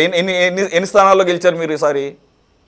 11 స్థానాలు సార్. 11 కాదు సార్, ప్రధాన ప్రతిపక్ష హోదా కావాలంటే ఎన్ని రావాలి? అదే ఆ విషయం ఎవరు చెప్పాలి సార్? స్పీకర్ ని లేఖలో చెప్పమనండి. ఇక్కడ అప్పుడు జగన్మోహన్ రెడ్డి గారికి ఎవరు చెప్పారు? గత ప్రభుత్వ హయాంలో ఆల్రెడీ స్పీకర్ గారు చెప్పేశారులేండి, పక్కన పెట్టండి. ఇదంతా పక్కన పెట్టండి. జగన్మోహన్ రెడ్డి గారికి తెలీదా? జగన్మోహన్ రెడ్డి గారికి ఎవరు చెప్పారు? గత లేఖకు రిటర్న్ గా జవాబు ఈ రోజుకి రాయలేదు. అసలు చెప్పడం అంటే డిప్యూటీ స్పీకర్ కూడా చెప్పాడు సార్, ఇలా 11 మందిని రేపు సమావేశాలకు సస్పెండ్ చేస్తున్నాం, ఇలా యొక్క పదవులను రద్దు చేస్తున్నామని కూడా చెప్పారు, బర్తరఫ్ చేస్తున్నామని చెప్పారు. అవన్నీ కూడా చెప్పినట్లు జరుగుతున్నాయి సార్. ఇక్కడ లేఖకు జవాబు చెప్పాల్సినటువంటి ఆవశ్యకత, ఒక బాధ్యతాయుతంగా ఉన్నటువంటి శాసనసభ స్పీకర్ ఏదైతే సభాధ్యక్షులు ఉన్నటువంటి స్పీకర్ గారికి నైతిక బాధ్యత ఉందనేది మా యొక్క కంటెంట్ సార్. చెప్పారు ఆయన చాలా చాలా చాలా సందర్భాల్లో చెప్పారు. లెటర్ కూడా రాశారేమో నాకు తెలియదు. మీరు లెటర్ రాయలేదు అని చెప్పి మీరు అంటున్నారు. రెండోది అసలు రాదని సంగతి మీకు తెలుసు. ఓకే రైట్, ఓకే ఒక పని చేద్దాం సార్. లెటర్ రాశారు అనుకుందాం, ఇవ్వడం కుదరదని వెళ్తారా? లెటర్ రాశారు. షూర్ సార్, ఛాలెంజ్ చేస్తున్నా. ఆయన లేఖకు జవాబు చెప్పమనండి. మేము ప్రొటెక్ట్ చేస్తుంది ఈ ఇష్యూ మీదనే. స్పీకర్ గారు స్పందన లేదు. స్పీకర్ గారు బయట ఒకటి లోపల ఒకటి మాట్లాడుతున్నారు. స్పీకర్ గారు సభలో కూడా ఆయన మాజీ ముఖ్యమంత్రి వైఎస్ఆర్సీపీ శాసనసభ పక్ష నాయకుడిని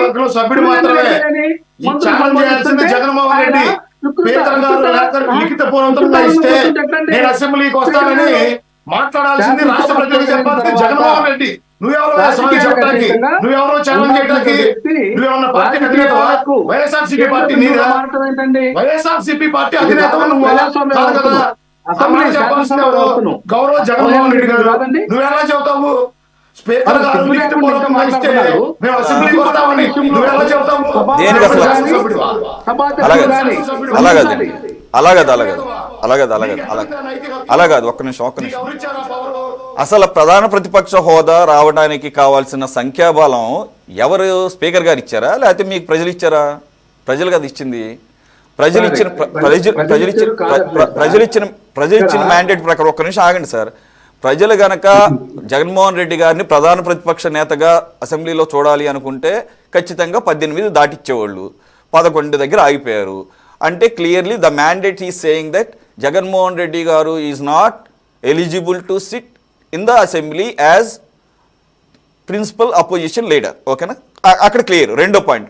అలాగని జగన్మోహన్ రెడ్డి గారికి ఒక నిమిషం ఆగండి సార్. అలాగని జగన్మోహన్ రెడ్డి గారికి ఏమన్నా తెలీదా అంటే తెలుసు ఆయనకి. ఎందుకు తెలుసు అంటే గత మీ ప్రభుత్వ హయాంలో జరిగిన అసెంబ్లీ జరుగుతున్నప్పుడు ఇదే చంద్రబాబు నాయుడు ఇంకా వేలు చూపించి ఒక్క నిమిషం ఆగండి. మీకు కావాలండి మళ్ళీ ప్లే చేస్తే మీకు అందరికి తెలుసు ఎన్నోసార్లు మాట 23 స్థానాలు మీరు నా వాయిస్ ని బొంబార్డ్ చేస్తే మీరు తెలుగుగా ఆపేయటం మూలంగా వాయిస్ వెళ్లకుండా ఉంటుందంటే అది కుదరదు. పాయింట్ ఏంటంటే 23 స్థానాలు ఉన్న టీడీపీ వైపు చంద్రబాబు నాయుడు వైపు చూసి నీ దగ్గర నుంచి నేను 5 లాగేసుకుంటే నీ ప్రధాన ప్రతిపక్ష హోదా కూడా పోతుంది అనే ఏ ఉద్దేశంతో అన్నారు? ఆయనకు తెలుసు కదా జగన్మోహన్ రెడ్డి గారికి 18 అనే నంబర్ అక్కడ అవసరం అని చెప్పి. మీకు 11 అని తెలిసినప్పుడు లెటర్ ఎందుకు రాశారు in the first place? What is the right you got to right a letter to the speaker saying that? Democracy పూర్వకంగా అడుగుతున్నాం సార్. ఏం డెమోక్రసీ? రూల్ ప్రకారమే ఆ డెమోక్రసీలో ఆ రాజ్యాంగం ప్రకారం ఆ ప్రజాస్వామ్య వ్యవస్థ ప్రకారంగా పార్లమెంటరీ సంప్రదాయాలు పార్లమెంట్ లో పాటించే నియమాలు ఇక్కడ కూడా వర్తిస్తాయి. అందు గురించి కాదా గత 2 సందర్భాల్లో లోక్సభలో కాంగ్రెస్ కి ప్రధాన ప్రతిపక్ష హోదా లేకుండా ఉన్నది. వాళ్ళు కూడా అడిగారు, ఇవ్వలేదు కదా. కాబట్టి ఈసారి ఎందుకని వచ్చింది? శాసనసభ్యులకు ఇచ్చారు, అట్లాగే తమిళనాడు ఇచ్చారు, ఇక్కడ చాలా రాష్ట్రాలు ఇచ్చారు. మేము అడగట్లేదు సార్, ఇక్కడ ఇవ్వమని కాదు. ఒక లేఖకి జవాబు చెప్పనటువంటి దుస్థితిలో ఈ రాష్ట్రంలో జరుగుతుంది, అసెంబ్లీలో జరుగుతున్నటువంటి విధానాన్ని మేము ప్రొటెస్ట్ చేస్తున్నాం అనేది గమనించాలి. Right, okay. ఈ అంశంతోనే క్లోజ్ చేద్దాము. మనం మిగిలిన వాళ్ళ అభిప్రాయాలు కూడా తీసుకొని, ఎందుకంటే మీరు ఈ పాయింట్ రైజ్ చేశారు కాబట్టి. లక్ష్మణ్ గారు. సార్ నేను ఆ పాయింట్ మీద నిలబడతాను సార్. అలాగే ఉండండి. లక్ష్మణ్ గారు సార్, లక్ష్మణ్ గారు ఆడిబుల్ సార్, వినపడుతుందా సార్? సార్ పాయింట్ ఏంటంటే ఇక్కడ అఫీషియల్గా కమ్యూనికేషను మేము అంటే జగన్మోహన్ రెడ్డి గారు స్పీకర్ గారికి లెటర్ రాశారు, ప్రధాన ప్రతిపక్ష హోదా కావాలి అని చెప్పేసి, ఇవ్వాలి అని చెప్పేసి. ఆయన ఇప్పటి వరకు లిఖితపూర్వకంగా సమాధానం చెప్పలేదు. ఎస్ఆర్ నో చెబితే దాన్ని బట్టి డెసిషన్ తీసుకుంటామని కూడా కాదు, ఏకంగా ఛాలెంజ్ చేస్తున్నారు. రేపు నుంచే వెళ్తామని చెప్పేసి, ఒకవేళ నో అని చెప్పినా అంటున్నారు. సార్ మీకున్న ఇన్ఫర్మేషన్, లెటర్ రాయాల్సిందేనా అక్కడ, లేదంటే లెటర్ ఆల్రెడీ రాశారా, లేదంటే కనుక ఆయన అనేక సందర్భాల్లో బయట చెప్పారు ఆయనకి ఇవ్వడానికి అవకాశం లేదని చెప్పేసి? ఇవ్వడానికి అవకాశం లేదని అసెంబ్లీలోనే చెప్పాడు స్పీకర్. నాకు బాగా గుర్తుంది, అసెంబ్లీలోనే స్పష్టంగా చెప్పాడు. అప్పుడు వాళ్ళు లేదు, టీఆర్ఎస్ వైఎస్ఆర్సీపీ శాసనసభ్యులు ఎవరు లేరు అసెంబ్లీలో. 10% కంపల్సరీగా ఉండాలి అంటే 18 మంది ఉండాలి. 11 మందే ఉన్నారు, అవకాశం లేదు అని చెప్పి దాని మీద చర్చ జరిగి చెప్పారు. సరే, ఇప్పుడు మళ్ళీ మాకు కావాలా అని వాళ్ళు లెటర్ రాయడంలో తప్పైతే ఏం లేదు, అడగచ్చు, అడిగి అడుగుతారు. ఇచ్చే అవకాశం లేదు అని చెప్పి అని స్పీకర్ గారు లెటర్ రాయొచ్చు, రాయకపోవచ్చు, అసెంబ్లీలో చెప్పవచ్చు. లెటర్ రిప్లై ఇవ్వాలనే అసెంబ్లీ అనేది ఒక ఫోరం, అక్కడ ఏదైనా చర్చించవచ్చు. అక్కడ సమాధానం ఇట్లా లెటర్ వచ్చింది నాకు అని టేబుల్ మీద పెట్టి దానికి సమాధానం అసెంబ్లీలోనే చెప్పచ్చు. అది ఇంకా చెప్పలేదండి ఆ లెటర్ మీద. అయితే ఏంటి, ఇక్కడ ఎక్కడ కూడా చాలా సందర్భాల్లో 10% రాని పరిస్థితుల్లో ప్రతిపక్ష పార్టీలకు హోదా ఇచ్చింది కేవలం మొన్ననే ఢిల్లీలో బీజేపీ వాళ్ళకి ఇచ్చారు. ముగ్గురున్నా కూడా ఇచ్చారు. కరెక్ట్. అది స్పీకర్ యొక్క నిర్ణయ అధికారం, దాన్ని ఎవరు కాదని, ఇవ్వకూడదని కాదు, ఇవ్వాలని కాదు. కానీ రూల్ అయితే 10%. అనేక సందర్భాల్లో స్పీకరు తన విచక్షణ అధికారాలతో రూలును పాటించకపోవచ్చు, నిర్ణయం తీసుకోవచ్చు. అక్కడ నీకు ఆప్ అనేటువంటి ఈ రాజకీయ పార్టీ కేంద్రంలో బీజేపీ అధికారంలో ఉంది కాబట్టి బీజేపీ సభ్యులకు గౌరవం ఇస్తే బాగుంటుంది, కేంద్రంతో మనకి ఎప్పుడు పని ఉంటుందని ఒక దూరం ఆలోచన చేసి వాళ్ళు ఇచ్చారు అని నేనైతే అనుకుంటున్నాను. అది సంప్రదాయం కాదు, ఆడు ఇచ్చారు కదా అని ఇవ్వాలని సంప్రదాయం కాదు. రూల్ అయితే 10%. ఇక్కడ స్పీకర్ లేదు, 10% నేను ఫాలో అవుతా అంటున్నాను. కరెక్ట్. మీరు గౌరవించండి, దాన్ని గౌరవించకపోతే ఎలా? Correct sir.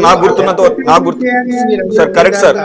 నాకు గుర్తున్నంత వరకు పోయినసారి 2019లో పార్లమెంటు ఎలక్షన్స్ అప్పుడు కూడా 55 కావాలి, ఏది మన ప్రధాన ప్రతిపక్ష హోదా రావాలంటే కాంగ్రెస్కి 53 దగ్గర 52 దగ్గర ఆగిపోయింది.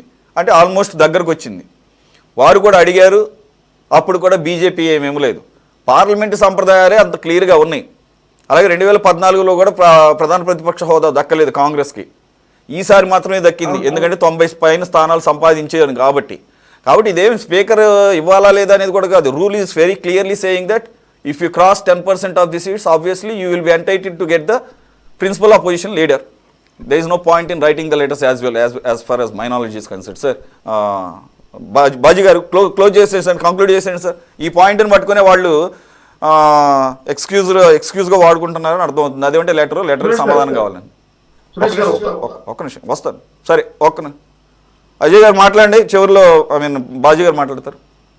సురేష్ గారు, ఉమ్మడి ఆంధ్రప్రదేశ్ 275కు పైగా శాసనసభ స్థానాలు ఉన్న ఉమ్మడి ఆంధ్రప్రదేశ్ లో లోక్ సత్తా పార్టీ తరఫున గెలిచిన జయప్రకాష్ నారాయణ గారు ఒక్కళ్ళే కదండి. కరెక్ట్. ఆ రోజు ఆయన కూడా ఇదే మాదిరిగా నా ప్రతిపక్ష హోదా కావాలని అడిగాడా? అసెంబ్లీకి వచ్చి రాష్ట్ర ప్రజల తరఫున ఆయన ప్రశ్నోత్తరాల సమయంలో ప్రశ్నించలేదా? రాష్ట్ర ప్రజల కోసం ఆయన పోరాడలేదా? ఈరోజు ప్రతిసారి అసెంబ్లీ జరుగుతున్న ప్రతిసారి గౌరవ స్పీకర్ గారు, గౌరవ డిప్యూటీ స్పీకర్ గారు, గౌరవ రాష్ట్ర ముఖ్యమంత్రి వర్యులు, గౌరవ రాష్ట్ర ఉప ముఖ్యమంత్రి వర్యులు నారా లోకేష్ గారు ఈ వైఎస్ఆర్సీపీ పార్టీ శాసనసభ్యుల్ని విజ్ఞప్తి చేస్తూనే ఉన్నారు. దయచేసి అసెంబ్లీకి రండి, మీ సమయాన్ని వినియోగించుకోండి, మా ప్రభుత్వం ఏదైనా తప్పులు ఉంటే విమర్శించండి, వాటిని మేము సరి చేసుకుంటాం, కలిసి పనిచేద్దాం, రాష్ట్ర భవిష్యత్తు కోసం కలిసి పనిచేద్దాం, కలిసి నడుపుతామని వీళ్ళని ప్రతిసారి విజ్ఞప్తి చేస్తున్నా.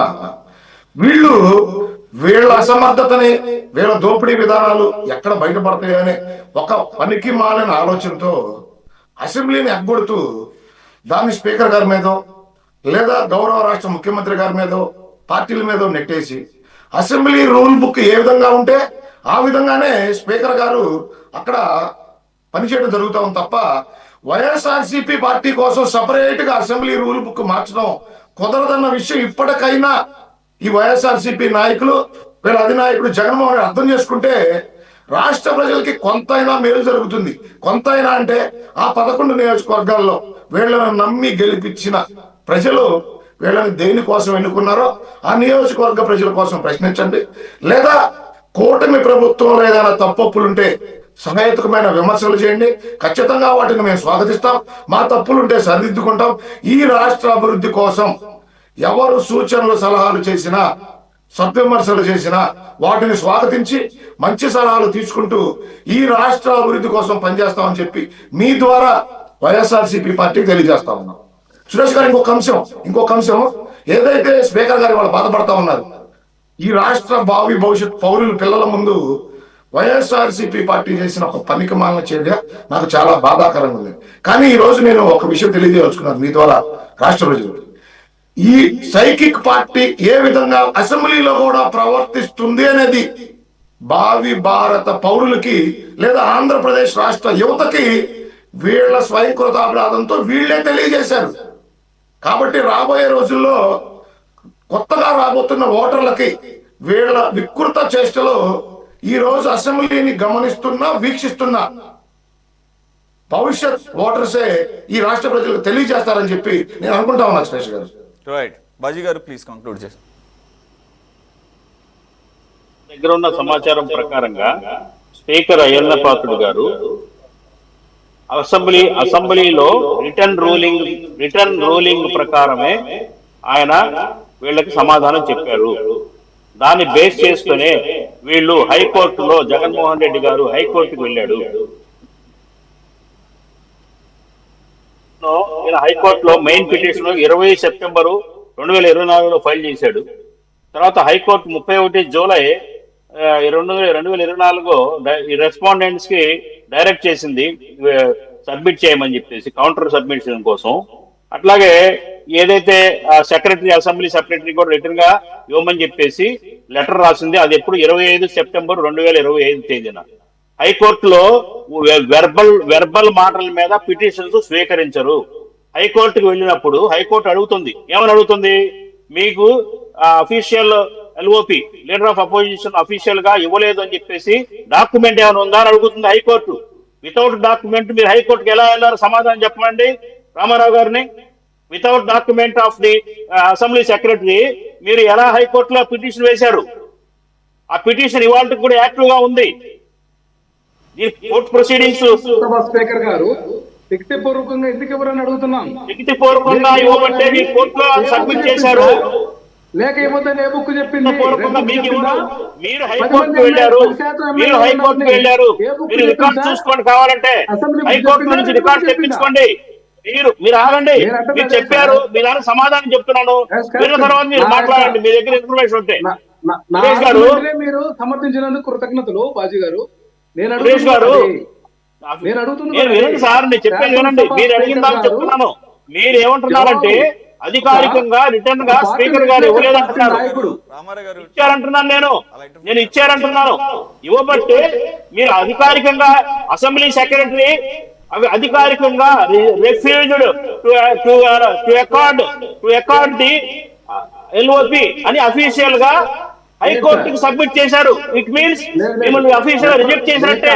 మీరు డైరెక్ట్ గా ఉత్తరాలు ఎవరు మీరు ఇక్కడ డివియేషన్ అవుతున్నారు. లేక అధికారికంగా శాసనసభ స్పీకర్ ఏదైతే YSR Congress party legislature party leader గా ఉన్నటువంటి జగన్మోహన్ రెడ్డి గారు రాసిన అంశాలను కోట్ చేస్తూ ఎక్కడా లేఖవలేదు. 10% ఖచ్చితంగా ఉండాలనేటువంటి రూల్ ని అటాచ్ చేస్తే ఏం లేఖవలా. తప్పు మార్గంలో మాట్లాడుతున్నారు. మీరు మిస్గైడ్ చేస్తున్నారు. మీరు మిస్గైడ్ చేస్తున్నారు. మీరు హైకోర్టుకి ఏ బేసిస్ మీద వెళ్ళారు? ఏ ప్రాతిపదిక మీద మీరు హైకోర్టుకు వెళ్ళారు? మీరు ఏ ప్రాతిపదిక మీద హైకోర్టుకు వెళ్ళారు? అసెంబ్లీ స్పీకర్ మాకు ఎల్ఓపి ఇవ్వడం లేదనే కంప్లైంట్ పెట్టారు, మీరు పిటిషన్ పెట్టారు. ఏ బేస్ మీద పిటిషన్ పెట్టారు? జవాబు చేశారు మీరు? చేయించండి. డివియేషన్ ఉంది. అదే మాట్లాడేది కరెక్ట్ కాదు. లీగల్ ఆస్పెక్ట్స్ లో మాట్లాడుతున్నాను నేను. మీరు హైకోర్టులో ఎందుకు వెళ్ళారు? ఎందుకు పిటిషన్ వేశారు? రామారావు గారు ఒక్క నిమిషం ఆగండి. రామారావు గారు ఒక్క నిమిషం. మీరు బాజీ గారు చెప్పింది మీరు వింటంలో. ఆయన బాజీ గారు చెప్పేది ఏంటంటే మీకు రిటర్న్ గా రాబట్టే మీరు దాన్ని బేస్ చేసుకుని హైకోర్టుకు వెళ్ళారు. హైకోర్టు అడుగుతుంది మీరు ఏ బేసిస్ మీద ఇక్కడ ఒక్క నిమిషం ఆగండి, ఒక్క నిమిషం. ఆయన అనేది ఏంటంటే మీరు ఏ బేసిస్ మీద ఇప్పుడు హైకోర్టు తలుపు తట్టారు, మీకు ఎవరని ఏమన్నా అన్నారా అంటే అప్పుడు ఆ లెటర్ని బేస్ చేసుకునే మీరు అక్కడ అప్పీల్ చేయగలిగారు అనేది ఆయన చెప్పేది. లేదు సురేష్ గారు, అసలు ఇవన్నీ కాదు, ఇవన్నీ కాదు, అసలు ఇవన్నీ కాదు, ఇవన్నీ కాదండి, ఇవన్నీ కాదు. అసలు మీకు ఎందుకండి? కాదు కాదు, ఇవ్వనన్న దాని గురించి మీ పాకులాట దేనికి? దేనికి పాకులాట కాదు సార్, ఇక్కడ చట్టం సార్, చట్టం క్లియర్ చట్టం క్లియర్ గా చెప్తుంది సారు, చట్టం క్లియర్ గా చెప్తుంది సారు, చట్టం చెప్తుంది కాబట్టి దాన్ని బేస్ చేసుకునే మీకందరికన్నా మనందరికన్నా ముందే జగన్మోహన్ రెడ్డి గారికి తెలుసు 18 స్థానాలు లేకపోతే ఎవరన్న సంగతి తెలుసు. జగన్మోహన్ రెడ్డి అసెంబ్లీలో మాట్లాడాడు, 6 అసెంబ్లీ స్థానాలు లాగేసుకుంటే చంద్రబాబు నాయుడు గారికి ఎల్ఓపి పోతుందని ఏ చట్టం బేస్ చేసుకొని మీ జగన్మోహన్ రెడ్డి మాట్లాడాడు? ఏ చట్టం బేస్ చేసుకొని హైకోర్టుకి వెళ్ళారు? మీరు ఎంత చెప్పినా అర్థం చేసుకోవు, నీ విధంగా వాదం తప్ప. అక్కడ బాజీ గారు క్లియర్ గా చెప్తా ఉన్నారు మీరు హైకోర్టు దేనికి పోయారని. దానికి సమాధానం చెప్పకుండా స్పీకర్ గారు నాకు లెటర్ ఇవ్వలేదంటే స్పీకర్ గారు మీకు పర్సనల్ గా లెటర్ ఇవ్వాలా? స్పీకర్ గారు మీకు పర్సనల్ గా లెటర్ ఇవ్వాలా? స్పీకర్ గారు మీకు పర్సనల్ గా లెటర్ ఇవ్వాలా?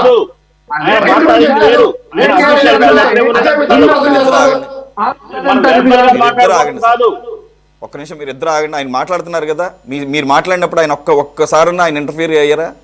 మాట్లాడండి సార్.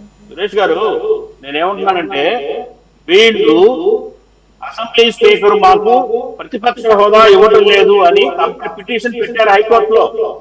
పిటిషన్ పెట్టినప్పుడు హైకోర్టు హైకోర్టు మీద వీళ్ళు డాక్యుమెంట్ సబ్మిట్ చేయాలి కదా, ఇవ్వలేదని ఊరికి వెర్బల్ గా హైకోర్టు జడ్జి గారితో ఇంకోటి వెర్బల్ గా మాట్లాడితే చెల్లదు. మీరు రిటర్న్ డాక్యుమెంట్ ఏదైతే అపోనెంట్ పార్టీ రిజెక్ట్ చేసిన కాగితం మీరు సబ్మిట్ చేయాలి, చేశారు అంటున్నాను. మీరు అసెంబ్లీ సెక్రటరీ ఆల్రెడీ కోర్టు కూడా అసెంబ్లీ సెక్రటరీని అడిగింది దీని మీద కౌంటర్ పిటిషన్ వేయమని. Because of this reason 10% membership లేదు కాబట్టి ఇవ్వడానికి కుదరదు అని చెప్పేసి అఫీషియల్ గా రిటర్న్ కంప్లైంట్ రిటర్న్ ఇచ్చింది హైకోర్టుకి. అసెంబ్లీ స్పీకర్ ఇచ్చారు on behalf of speaker. It's enough. అదే మీకు సమాధానం. మళ్ళీ కొత్తగా మీకు లెటర్ ఇవ్వక్కర్లేదు అంటున్నాను. మీరు లెటర్ విషయం మాట్లాడుతున్నారు. మిగతా మీకు కావాలంటే మళ్ళీ సుప్రీం కోర్టుకి వెళ్ళండి, అసలు ఇంకా మాట్లాడండి, ఇంకో కోర్టుకి వెళ్ళండి, ఫైట్ చేయండి, తెచ్చుకోండి, నేను అభ్యంతరం లేదు. కానీ ఇందాక మీరు మాట్లాడింది ఏంటంటే స్పీకర్ గారు అధికారికంగా కాగితం మీద ఇవ్వలేదు, వెర్బల్ గా చెప్పారంటున్నారు. అది కరెక్ట్ కాదు. మీ మాట ఇచ్చారు, అసెంబ్లీ ఆల్రెడీ హైకోర్టు రికార్డ్స్ లో తెచ్చుకోండి, మీరు ఇచ్చారు. పబ్లిక్ డొమైన్ ఇదంతా పక్కన పెడితే సార్, ఒకవేళ నా అభిప్రాయం ప్రకారం ఇప్పుడు అసెంబ్లీ రికార్డ్స్ మించిన రికార్డ్ ఏం లేదు కదా. అసెంబ్లీలో మాట్లాడింది ప్రతిదీ రికార్డెడే కదా సార్. అందులో స్వయాన స్పీకరే రూలింగ్ ఇచ్చాడు కదా. రూలింగ్ అంటే ఏంటి? అక్కడ ఒక ఆల్రెడీ డెసిషన్ టేకెన్ కదా అక్కడ. ఇంకా మీకేం కావాలి? ఇంకా జనాలు యావగించుకుంటారు సార్ ఈ రకంగా. అయినా వెళ్ళి మాట్లాడటానికి ఏమండి కొల్లలు ఉన్నాయి. సిపిఎం వాళ్ళు ఒకళ్ళు ఇద్దరే ఉండి కూడా సభ మొత్తాన్ని గజగజలాడించారు. మన దగ్గర వాక్పటి ఉండాలా, మన దగ్గర దమ్ము ఉండాలా. 2 నిమిషాలు చాలు పోపించడానికి. థ్యాంక్స్ ఫర్ జాయినింగ్ రామారావు గారు, బాజీ గారు, అజయ్ గారు అండ్ ఉపలక్ష్మి గారు. ఇది వాటి టాప్ డిబేట్. మరో అంశంతో మళ్ళీ కలుద్దాం. Stay tune to city 24/7.